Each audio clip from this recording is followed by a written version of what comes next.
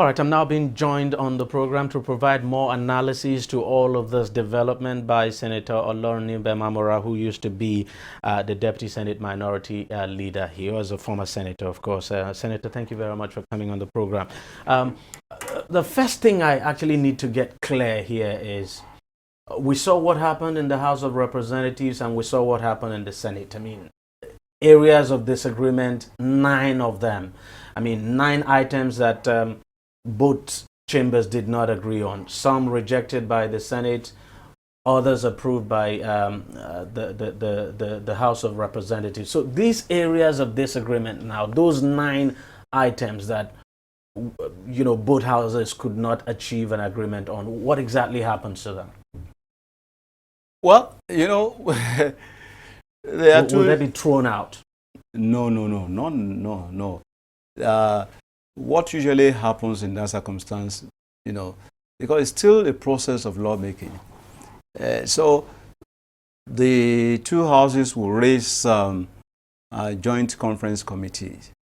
The joint conference committee of the 2 houses will now sit down and see how they can harmonize.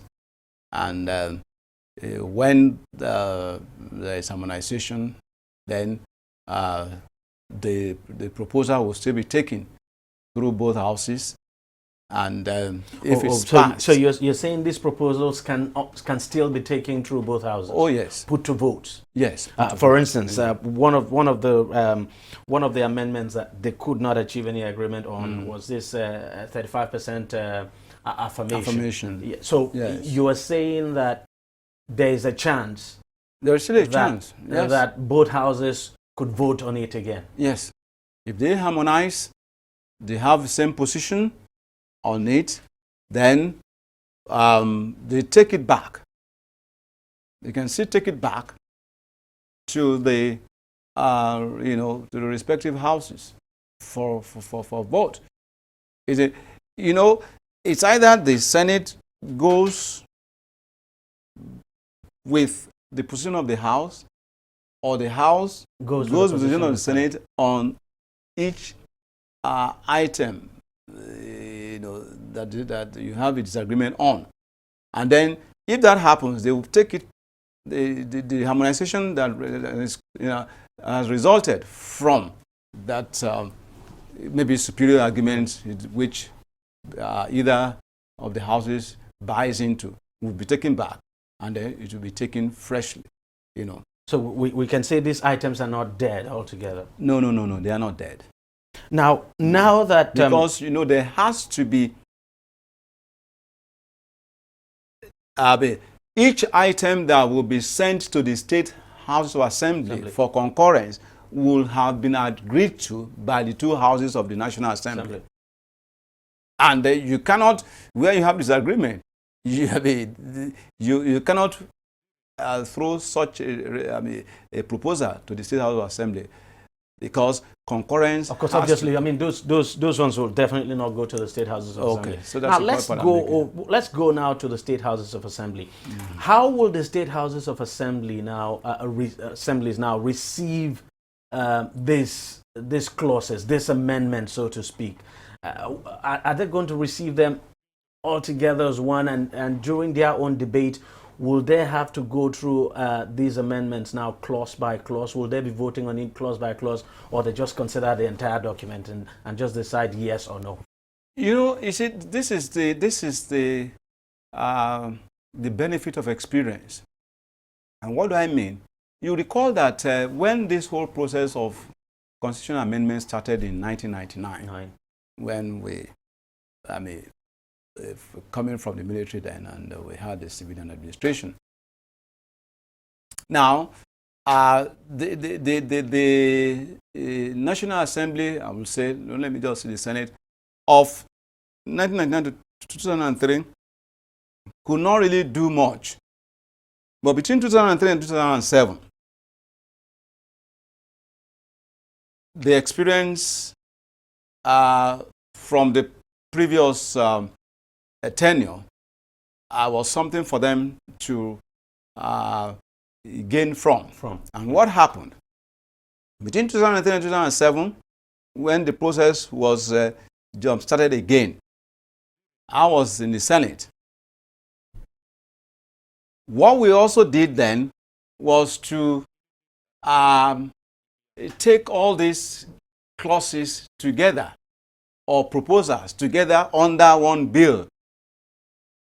And because of that crisis of tenure elongation and with the death, so to speak, of that proposal, that everything there just died off. Exactly. And that's the reason I'm asking so if that's what now, but taking, cognizance of that experience, the National Assembly of 2007 to 2011, I was still then, that was why we were now able to, make some progress, because those things were now taken differently. Those proposals, they were taken as separate bills, so that one by one, so that it will not have a domino effect, so to speak, on all the others. So if you reject one, you take it out. You still have others to work on, unlike what happened in 2007. So each bill, each proposal has been crafted into a bill that we presented, independently of the others. So that is that is the benefit. And that's how the state lawmakers are going to receive them. Oh, exactly. As separate bills. They'll look at them separate. Now, usually, how is the process handled in the State Assembly? I mean, you were a speaker in Lagos State House of Assembly. How is the process handled? Are we going to see the kind of voting and what have you that we saw in both the House of Representatives and the Senate? You see, the beauty of it is that in each House of Assembly, you do not need two-thirds. What you need is just a simple resolution, majority. You just need simple majority to pass in each state assembly. But you will now require... So it could just be done through voice votes, for instance? Well, it could be done. But ideally, you see, I've always argued that there is no room for secret voting in the legislature, because the constituents out there, they have a right to know how their lawmakers voted, how their representatives vote on issues. Because, again, like I always say, it could be what will determine you're going back or not going back if the constituents really follow. Because you are representing the people. You are a representative of the people in the State House Assembly or in the National Assembly or wherever. So it is important for them to know how you vote on each item. So the ideal thing really is to really call names of each member of the House when the voting is being done. So that the constituents can know that Honorable DEJI Bademoshi on this item vote yes or no. Yes or no, or abstention. So that's it. And you see, in the U.S. Senate, for example, you see the names of all the senators, so that when you are voting, people are looking at how you vote. They can see it in the course of voting. Unfortunately, that's not what played out in the Senate and House of Reps. When I got to Senate in 2003, that was one of the arguments I put up on the floor of the Senate. That look, there is no room for secret voting. Now, some will argue that yes, because the display board you have there, it only shows, yes, no, absent, but who? And I think what you're saying is very important, because one of the clauses, very important clauses that both chambers now throughout is the clause for devolution. I mean, you look around the country, the agitation across the country today is that for restructuring, resource control, and all of that. And surprisingly, these lawmakers threw that clause out. And these lawmakers actually represent the people. The people who are shouting that they want resource control and all of that. So, for instance, for people of the Niger Delta, for instance, who have been agitating for resource control, it would be nice to know how their lawmakers actually voted on this issue. For everybody, it's not just in Niger Delta, whether from all the geopolitical zones, whether the southwest, southeast, south, north central, northeast, northwest. It's important for the people to know. Now, you see, when I was in the Senate, because I brought up the issue, I even went to the Senate president, and I told him that, look, this is not proper, this is not ideal. Now, what the argument then was that, well, the printout will come. Yes, from the printout you can know, but that is post-election. Post-election. Not during. And also depending on whether the printout will be made public anyway. That's another thing. You see, because yes, you can call for a printout, but that is not really. The issue is that it must be displayed there. The people should see when the process is going on. And you know that Senator A from so constituency, this is how he voted. But when you mask that, you see, it's not in tandem with the principle of transparency and accountability. You are accountable to your constituents. So they have a duty, they have a right to know how you vote on each item. Okay, let's look at the politics of amendment now, or the politics of the process in the state assembly. Some of the clauses, of course, some people feel may not scale.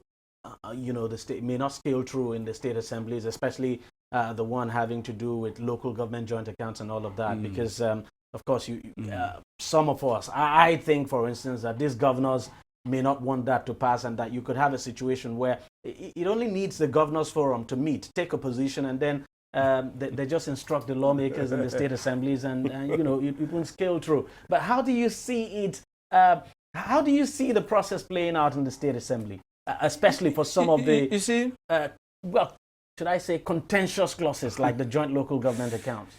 DG, you see, the truth is this. In spite of all we have said, let me also commend the National Assembly for even taking the process, thus far. You see, because I've always argued that democracy is a process. It's not a destination. You win some, you lose some, and then gradually over time you're able to build a consensus to the point that you'll be able to agree on national consensus, so to speak. Now, yes, it might not have been perfect. Of course, the big blow has to do with this issue of devolution of powers. Because this is the issue at the moment. People are talking of restructuring, reducing the powers at the center, removing items. So people had thought that a lot of items will be removed from the exclusive legislative list, where we have 68 items, whittle the powers. Some items were actually voted to be removed. But anyway, unfortunately, it didn't happen. But notwithstanding, I think we should still move on. Now, back to the issue, your question. I've always argued that the legislature is a political institution. It's not a judicial institution. So whether you like it or not, that's the truth. So whether you like it or not, there will always be political influences coming to play. And it's give and take, kind of. You see? Now, again, having said that, whether you like it or not, those fears, if I may say fears, or concerns you have expressed, they are real. They will come to play. Let me give you an example. Don't forget, the Senate of 2007 to 2011, I remember rightly, we passed with the House of Representatives, so the National Assembly passed the clause on first line charge to the Houses of Assembly. But what happened? They threw it out. When the thing, something that was supposed to be beneficial to them. Now it's also it's one of the clauses that is supposed to be, you know, they are supposed to be the beneficiary, and yet. So what might have played out then? Obviously, the governors didn't want it. Well, whether it is governors, whether it's some other factors, I've just told you that it is legislative house is a political institution, not a judicial institution. So certain influences will come to play. Yes, what we had then was that, yes, some governors, you know. So just like now, as it was in the past, so it is now. I won't say forever shall be. It won't be forever. But of course, but the truth is there are some issues. It's a reality that can play out. That state the joint local government account, it is unlikely. It is unlikely to pass.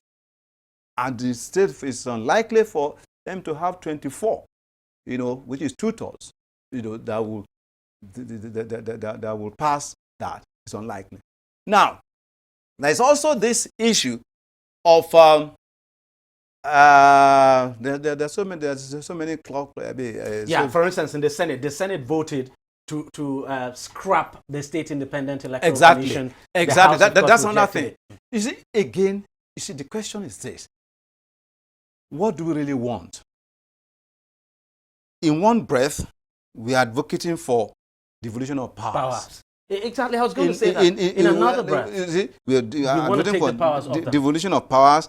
We are talking of a true federalism, and in one breath. In another breath, you are also still taking more. Because the reality is this: under a true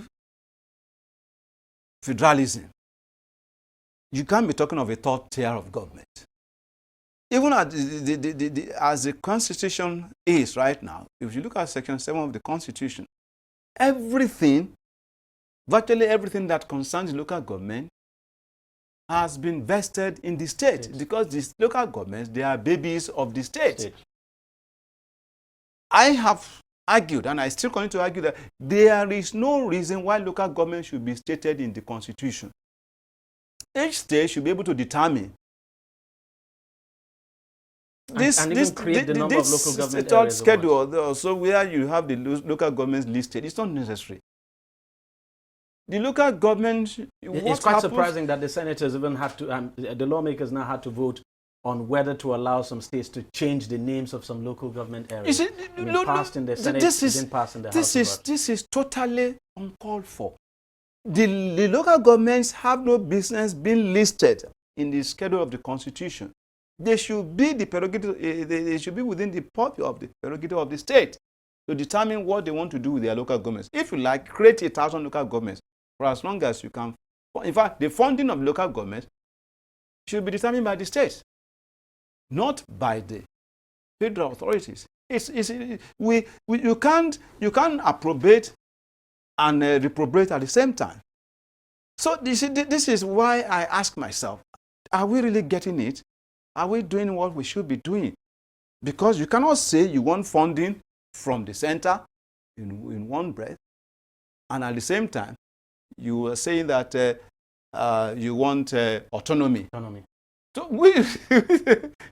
the federal cannot be controlling local governments. It's not in tandem with the true principles and spirit of federalism. If you ask me to, I think that clause will hardly sail through. I mean, the clause to scrap the State Independent Electoral Commission, and of course that clause to the clause on local government joint accounts. I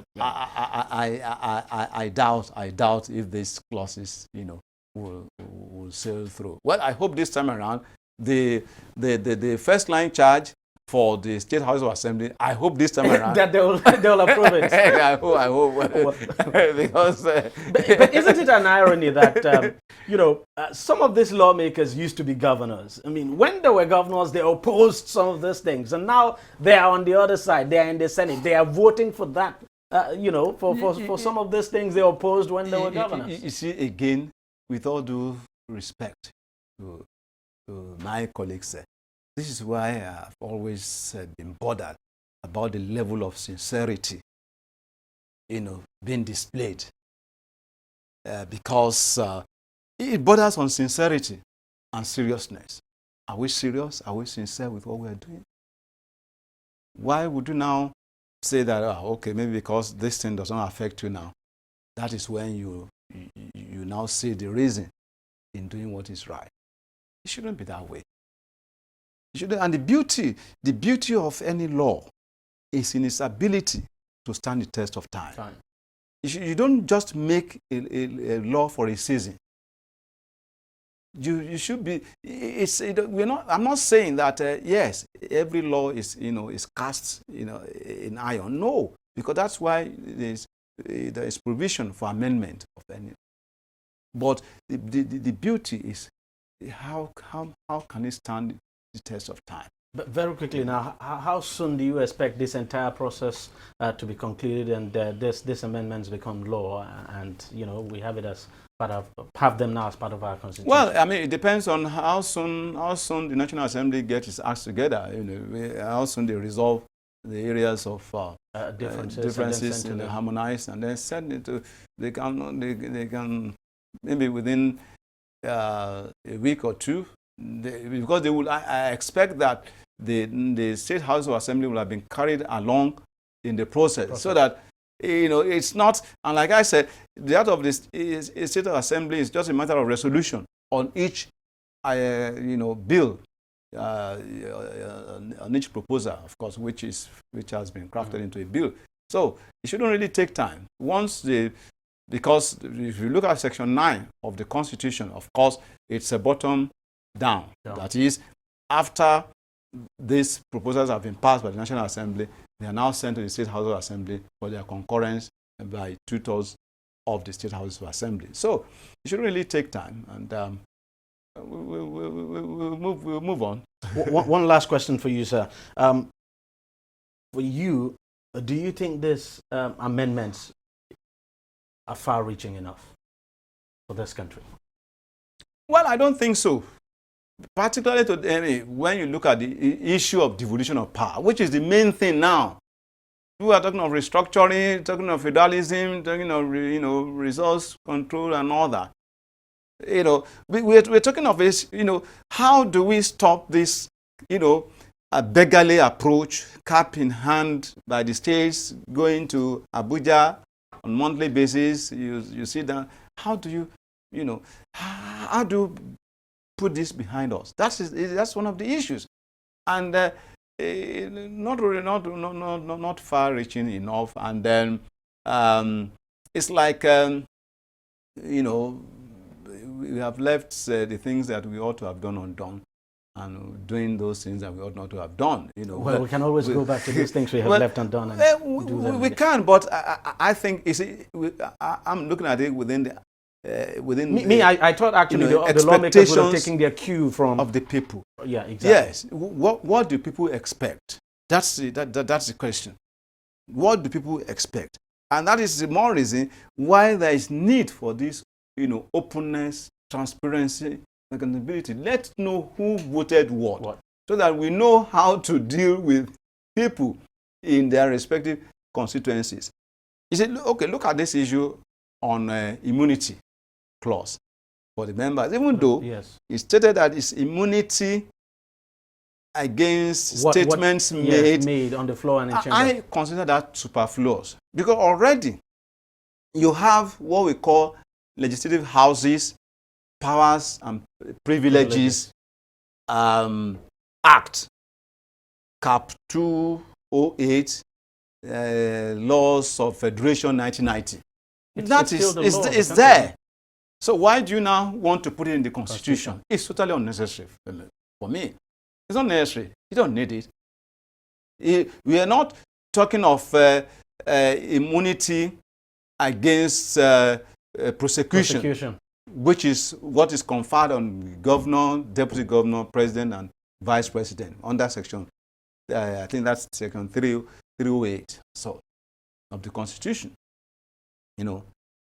So that is not what we're talking about. But why bring that in? I think it's totally unnecessary. unnecessary. But all said and done, I think the National Assembly, well, they have taken it a bit further, and it can only get better. if we give it all the sincerity and seriousness it deserves. And of course, I mean, they deserve commendation for speeding up the process. Oh yes, I mean, I commend the National Assembly, seriously. I mean, we're not, you see, we won't be perfect, but again, like I said in my more or less opening remarks, that it's a process. It's a process. Over time, we'll get better with it. Senator Mamara, thank you very much for coming on the program, and thank you very much for sharing your thoughts with us. We'll take a short break now, and when we come back, we'll be having further discussions on this. Every day, every hour, and every minute, news break in Nigeria. Things happen so fast, it's most times difficult to track and comprehend them. But that's what we do right here on DEJI360. 2015, would you want to come back again? It's like asking Jesus Christ if he knew he was going to die, will you want to come back as the savior of the world again? We do not just help you track the stories, we break them down, explore all the angles, analyze the issues so that you can fully comprehend the stories and use them to make the right decisions.